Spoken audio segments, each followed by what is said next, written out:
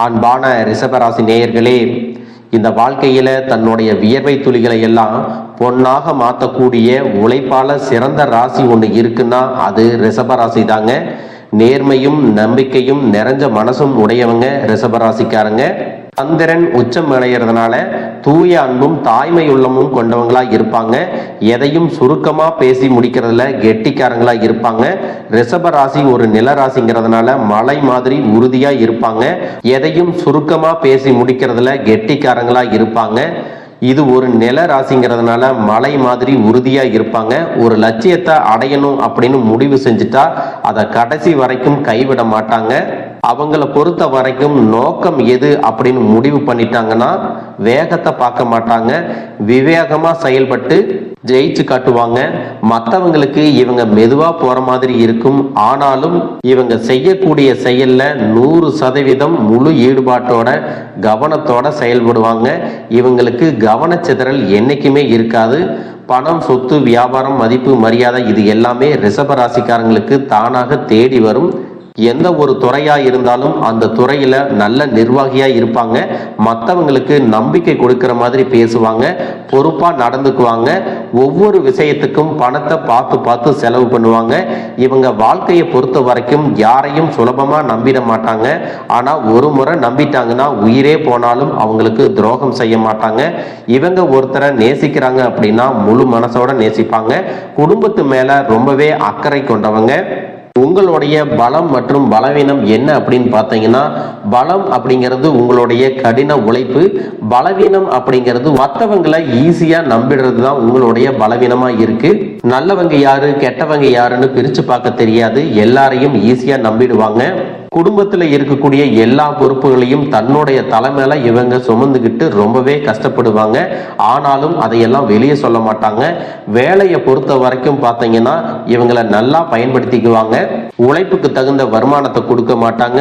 கூட இருந்துகிட்டே குழி பறிப்பாங்க. உழைப்பை சுரண்டுவாங்க. உங்களுக்கு சின்னதா ஒரு வெற்றி கிடைச்சிட்டா கூட நீங்க ஏதோ மற்றவங்களுக்கு கிடைச்சதை தட்டி பறிச்சிட்டத மாதிரி உங்க மேல ரொம்பவே பொறாமப்படுவாங்க. இருந்தாலும் எல்லார்கிட்டையும் பெருந்தன்மையோட நடந்துக்கக்கூடிய குணம் உங்ககிட்ட இருக்கு. உங்க மேல ஒருத்தர் அன்பு செலுத்துறாங்கன்னா அவங்க மேல நீங்க ரொம்பவே பாசமா இருப்பீங்க. காதல்லையும் பாத்தீங்கன்னா நிறைய பேர் அவங்களுடைய தேவைக்கு உங்களை பயன்படுத்திட்டு உங்களை விட்டு விலகிறவங்களா இருப்பாங்க. வெளியே பார்க்கறதுக்கு நீங்க சந்தோஷமா இருக்கிற மாதிரி தெரிஞ்சாலும் உங்களுடைய மனசுல வேதனைகளும் வலியும் அதிகமாவே இருக்குங்க. 50 வருஷத்துக்கு பிறகு உண்டாகக்கூடிய சதுர்கிரக யோகம் 12 ராசிகள்லையும் முக்கியமான மாற்றத்தை கொண்டு வரப்போகுது. அது என்ன சதுர்கிரக யோகம் அப்படின்னா, தனுசு ராசியிலையோ அல்லது மீன ராசியிலையோ கேந்திர வீடான 1, 4, 7, 10ல 4 கிரகங்கள் ஒன்னா சேர்ந்து இருந்துச்சுன்னா சிறப்பான யோகம் அப்படின்னு சொல்லுவாங்க. இந்த டிசம்பர் மாசத்துல தனுசு ராசியில சூரியன், சுக்கிரன், புதன் மற்றும் செவ்வாய் ஆகிய 4 கிரகங்களும் ஒன்னா சேர்ந்து சதுர்கிரக யோக பலன்களை கொடுக்க போறாங்க. இதனால உங்க வாழ்க்கையில எதிர்பார்ப்புக்கும் அதிகமான நல்ல பலன்கள் எல்லாம் கிடைக்க போகுது. அதிர்ஷ்டம் உங்களுக்கு சாதகமா இருந்து நீங்க செய்யக்கூடிய காரியங்கள் அனைத்தையுமே வெற்றியில முடிகிற மாதிரி செய்ய போகுது. இதுவரைக்கும் உங்களை நிம்மதியா இருக்க விடாம தொல்லை பண்ணிட்டு இருந்த கடன் பிரச்சனைகள் எல்லாமே முடிவுக்கு வரும். நண்பர்களிடத்துல கடனாக கொடுத்த பணம் கேட்காமலே கிடைக்கும். நீண்ட நாளா உங்களுடைய உண்மையான அன்பையும் பாசத்தையும் எடுத்துட்டு உங்களை பலவீனப்படுத்தி கஷ்டப்படுத்திட்டு இருந்த சில உறவுகள் உங்களை விட்டு விலக போறாங்க. இதுவரைக்கும் அவங்க உங்களை கஷ்டப்படுத்தினதுக்காக மன்னிப்பும் கேட்க போறாங்க. வேலை கிடைக்காதவர்களுக்கு நல்ல வேலை கிடைக்கும். இதுவரைக்கும் நிம்மதி இல்லாம சரியான தூக்கம் இல்லாம ரொம்பவே கஷ்டப்பட்டுட்டு இருந்திருப்பீங்க. இதற்கு பிறகு உங்களுக்கு நல்ல தூக்கம் கிடைக்கும். நல்ல வேலை கிடைக்காதவங்களுக்கும் குறைவான சம்பளத்தில் இருந்தவர்களுக்கும் நல்ல வேலையும் வருமானம் அதிகரிக்கக்கூடிய வாய்ப்புகளும் இருக்கு. திருமணம் சார்ந்த சுபகாரியங்கள் எல்லாம் நடக்கும். உங்களுக்கு அல்லது உங்கள் குடும்பத்தினருக்கு சுபகாரியங்கள் நடக்கும் பொழுது நீண்ட நாட்கள் பிரிந்திருந்த உறவுகள் எல்லாம் சேர்வதற்கான வாய்ப்புகள் இருக்கு. உங்கள் மீது சுமத்தப்பட்ட பழிகள் நீங்கும். மனசுல தன்னம்பிக்கை பிறக்கும். இதுவரைக்கும் உங்களை குறை சொல்லிட்டு இருந்தவங்க தன்னுடைய செயலுக்காக வருத்தம் தெரிவிச்சு மன்னிப்பும் கேட்க போறாங்க. ஆரோக்கியத்தை பொறுத்த வரைக்கும் இதுவரைக்கும் இருந்த பிரச்சனைகள் எல்லாமே நீங்க போகுது. நிறைய பேருக்கு கால் வலி, மூட்டு வலி, தலைவலி மற்றும் ஜீரணம் சார்ந்த தொந்தரவுகள் எல்லாம் இருந்திருக்கும். எத்தனையோ மருந்துகள், சிகிச்சைகள் எல்லாம் எடுத்தும் அது சரியாகாம இருந்திருக்கும். இதற்கு அப்புறம் அதுவெல்லாம் உங்களுக்கு நார்மலாக மாறப்போகுதுங்க. குடும்பத்தை பொறுத்த வரைக்கும் கணவன் மனைவிக்குள்ள நல்ல அந்யோன்யம் இருக்க போகுது. இது வரைக்கும் இருந்த மனக்கசப்புகள் எல்லாம் நீங்கி ஒற்றுமையாக இருக்க போறாங்க. குழந்தை பாக்கியத்தில் இருந்து வந்த தடைகள் நீங்கும், தன பாக்கியம், வேலை பாக்கியம் கிடைக்கும். சில நெருங்கின உறவுகள் தன்னுடைய ஆரோக்கியத்தை கவனிக்காம கவனக்குறைவா இருந்ததால அவங்களை எல்லாம் இழந்து தவிச்சிட்டு இருப்பீங்க. இன்னும் சில குடும்பங்கள்ல பாத்தீங்கன்னா தவறான புரிதல், சுய ஒழுக்கம் இல்லாத காரணத்தால குடும்பத்தை பிரிஞ்சு வாழக்கூடிய சூழ்நிலை இருக்கும். இன்னும் சிலர் இவ்வளவு விஷயத்தை எல்லாம் வெளியே சொன்னா குடும்பத்துக்கு அவமானம் வந்துடும் அப்படிங்கறதால வெளியே சொல்ல முடியாம எல்லாத்தையும் மனசுக்குள்ள சகிச்சுக்கிட்டு கண்ணீரோட வாழ்ந்துட்டு வரக்கூடிய சூழ்நிலை இருக்கும். உங்களுக்கு வந்த இந்த வழிகள் எல்லாம் வெளியே இருந்து யார்கிட்டையும் வரல, உங்களுக்கு தெரியாமலும் வரல. உங்க குடும்பத்தில் இருக்கக்கூடிய கணவன், மனைவி, குழந்தைகள், உடன்பிறப்புகள், இது மாதிரி யார்கிட்ட எல்லாம் நீங்க அன்பை கொடுத்தீங்களோ அவங்கனாலேயே உங்களுக்கு இத்தனை பிரச்சனைகளும் வந்துருச்சு. சில சூழ்நிலைகள் எல்லாம் அவங்களோட உங்களுக்கு பொருந்தி போக முடியல, அதனாலதான் பிரச்சனை அதிகமாயிட்டே இருக்கு. எங்கிருந்து தான் உங்களுக்கு இவ்வளவு கோபம் வருதுன்னு தெரியாது. என்ன பேசுறோம், என்ன செய்யறோம் அப்படின்னு தெரியாம சில நேரங்கள்ல பேசக்கூடாத வார்த்தைகளை எல்லாம் பேசிடுறீங்க. இன்னும் சில உறவுகளை எல்லாம் பார்க்கவே கூடாது அப்படின்ற மாதிரி மனசுக்குள்ள ஒரு வெறுப்பு வந்துடும். நீங்களாவே அவங்க கிட்ட வெறுப்பை காட்டக்கூடாது, சாதாரணமா இருக்கணும் அப்படின்னு நினைச்சா கூட உங்களால போலியா நடிக்க தெரியாம இயல்பாவும் இருக்க முடியாம ரொம்பவே கஷ்டப்பட்டுட்டு இருப்பீங்க. உங்களை பொறுத்த வரைக்கும் காதல்ல நீங்க உண்மையா இருந்தீங்க, நேர்மையா இருந்தீங்க. அவங்களுக்காகவே உங்க வாழ்க்கைய வாழணும் அப்படின்னு நினைச்சிருந்திருப்பீங்க. எத்தனையோ முறை உங்களுக்குள்ள பிரிவுகள் வந்தும் ஒருத்தர் விட்டு கொடுக்காம இருந்திருப்பீங்க. இன்னும் சில காலகட்டங்களை நீங்க கடந்து வந்தீங்கன்னா உங்களுடைய காதல் உங்களுக்கு ஜெயிக்கும். அதுக்காக அவசரப்பட்டு நீங்க எந்த ஒரு முடிவுகளையும் எடுக்காம காத்திருந்தீங்கன்னா உங்களுக்கான நல்ல பதில் கிடைக்குங்க. குடும்ப வாழ்க்கையில இருக்கிறவங்களுக்கு புதிய பொறுப்புகள் எல்லாம் வந்ததால அதை சமாளிக்கிறதுக்கு ரொம்பவே கஷ்டப்பட்டுட்டு இருந்திருப்பீங்க. உங்களுடைய வாழ்க்கை ரொம்பவே வேகமா போயிட்டு இருக்கிற மாதிரி உங்க மனசுக்குள்ள தோணும். அதனாலேயே உங்களுடைய ஆரோக்கியத்தை நீங்க கவனிக்காம விட்டுட்டீங்க. ஒவ்வொரு நாளை தொடங்கும் போதும் இன்னைக்கு நமக்கு நல்ல காலம் வரும், இன்னைக்கு முடிஞ்சிடும், இன்னைக்கு நம்மளுடைய நிலைமை மாறும் அப்படின்னு தான் ஒவ்வொரு நாளையும் தொடங்கிட்டு இருக்கிறீங்க. ஆனாலும் பாத்தீங்கன்னா இந்த 11 மாசமா உங்களுக்கு நீங்க நினைச்சதுல பாதி அளவு கூட முழுசா நிறைவேறல.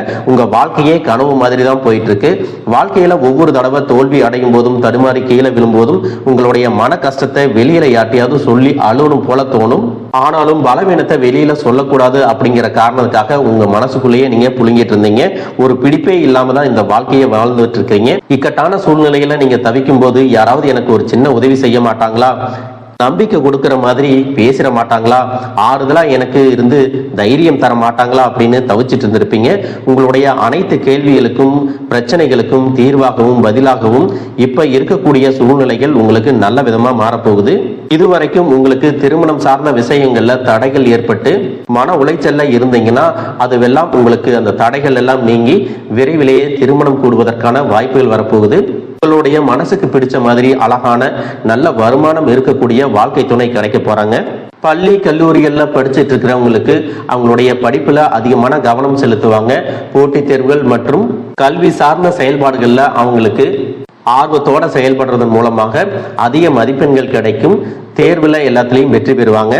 உடல் ஆரோக்கியத்தை பொறுத்த வரைக்கும் நீங்க 20 வயசுல இருந்தாலும் சரி, 60 வயசுல இருந்தாலும் சரி, சரியான நேரத்துக்கு சாப்பிடாம எதையோ ஒண்ணு நினைச்சு மனசை வருத்திட்டு இருந்தீங்க. இதுக்கப்புறமா பாத்தீங்கன்னா உங்க மனசுல இருக்கக்கூடிய பாரம் எல்லாம் குறைஞ்சு நிம்மதி கிடைக்க போகுது. ஆரோக்கியமான விஷயங்களை மட்டுமே செய்ய போறீங்க. தொழிலை பொறுத்த வரைக்கும் வியாபாரம் செய்யக்கூடியவங்களுக்கும் ரியல் எஸ்டேட் பண்றவங்களுக்கும் பல மடங்கு லாபம் கிடைக்க போகுது. மருந்து, ரசாயனம், உணவுப் பொருட்கள் தொழில் செய்யறவங்களுக்கு கணிசமான லாபம் கிடைக்க போகுதுங்க. அரசாங்க பதவியில இருக்கிறவங்களுக்கு இதுவரைக்கும் அவங்க செய்யக்கூடிய வேலைகள்ல ஒரு மன அழுத்தம் இருந்திருக்கும். பதவி உயர்வுகள் எல்லாம் தடைபட்டு இருக்கும். இனி அந்த சூழ்நிலைகள் எல்லாம் மாறி பணி செய்யக்கூடிய இடங்கள்ல மன நிம்மதி கிடைக்கும். எல்லா வேலையும் மன திருப்தியோட செஞ்சு முடிப்பீங்க.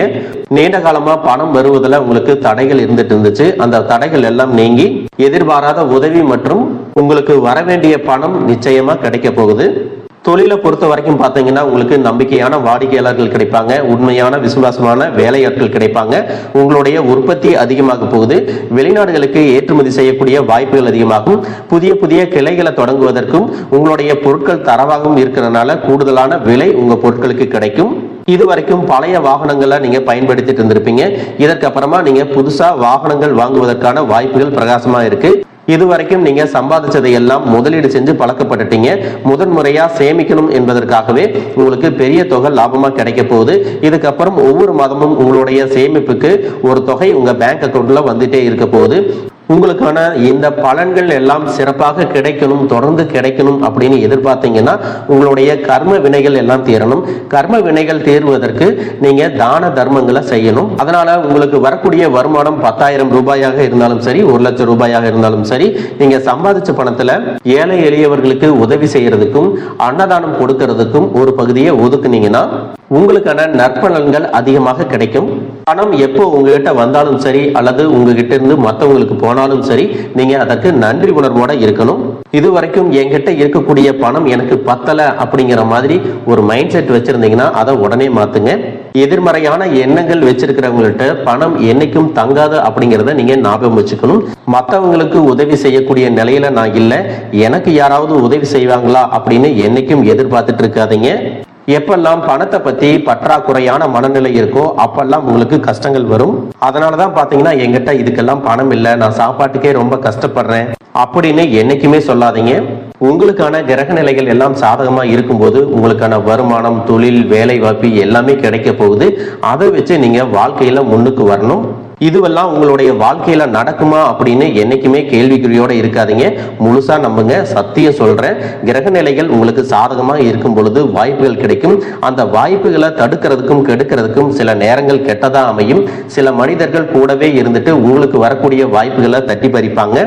தெரிஞ்சு சில பேர் துரோகங்களை செய்வாங்க. இன்னும் சில நேரங்கள்ல பாத்தீங்கன்னா உங்க மனசுக்குள்ள நெகட்டிவான எண்ணங்கள் வந்து இதுவெல்லாம் எனக்கு செட் ஆகாது, இது என்னால செய்ய முடியாது, இது எனக்கு நடக்காது அப்படின்னு நீங்களே எல்லா வாய்ப்புகளையும் தவற விட்டுருவீங்க.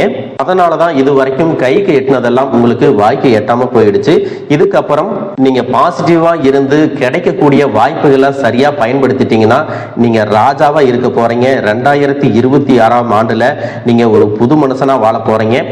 உங்களுடைய கடமையை எப்பவும் போல செஞ்சுட்டு வாங்க. மீதி எல்லாத்தையும் உங்களுடைய குலதெய்வமும் கிரகங்களும் பார்த்துக்குவாங்க. வேகமான முன்னேற்றங்களும் அதிர்ஷ்டமும் வரக்கூடிய உங்க வாழ்க்கையில விவேகமா நடந்துகிட்டீங்கன்னா உங்களுடைய சந்தோஷமும் மன நிம்மதியும் உடல் ஆரோக்கியமும் என்னைக்குமே நீண்ட நாட்களுக்கு நினைச்சிருக்கும்.